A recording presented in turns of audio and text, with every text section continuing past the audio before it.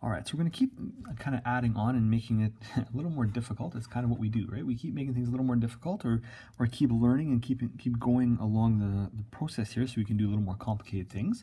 Now, when a monomial, okay, remember, monomial is a single term, and a binomial, a two term, are multiplied together, the monomial term is multiplied to each term, sorry, that's my water pump going off, in the binomial. Okay, the terms are then brought back together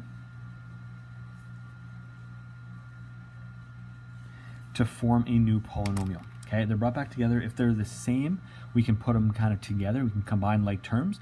If they're different, we just leave them the way they are. So here we have, it says again, expand and simplify. Expand and simplify just means to multiply and then make it pull all like terms together. That's all it means.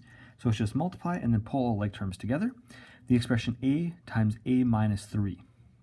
Okay, so what we're going to do here is we have a and a minus 3, and we're going to multiply this a to the first term, which is a, so that's one term, and we're going to multiply it to the second term, which is negative 3.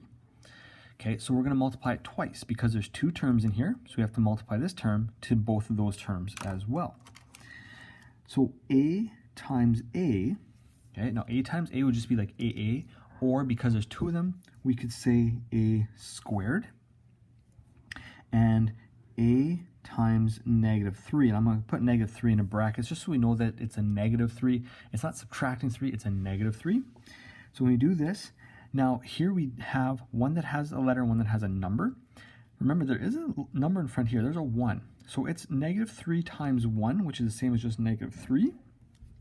And now there's no letter here, so it's a times, well, nothing, or a times 1. So it's just 1a, so it just looks like that. So it's negative 3a. So when you multiply a number and a letter together, it just becomes that number and a letter. Okay, and we almost always put the letter or the number first and then do the letter afterwards. Now these are our two terms. Okay, we did it a little bit simpler here than we did up on top in the previous example, where here we actually took each term and multiplied them together. Okay, instead of multiplying the numbers together and the letters together, we can do that all in one shot to come up with our final answer. Now these are our two terms. Okay, so we have two terms that have come out of there because we took the first term, or we took the monomial and multiplied it to both pieces. So we end up with two terms. Now, if these two terms were alike, so in other words, if they had the same variable combination, this is a squared, that's a, we would put them together, but they don't. Okay, this one is a squared, this one's just a, so we leave them as a squared and then minus 3a or negative 3a. Okay, we're adding a negative 3a. So we leave the sign that is the same in the front, okay, and then we put it together like that, and this would be our multiplied binomial. Okay, so very important that we understand how this is put together. This is again now a new binomial. Sometimes it kind of depends on what combination we have as to what our final answer is going to be.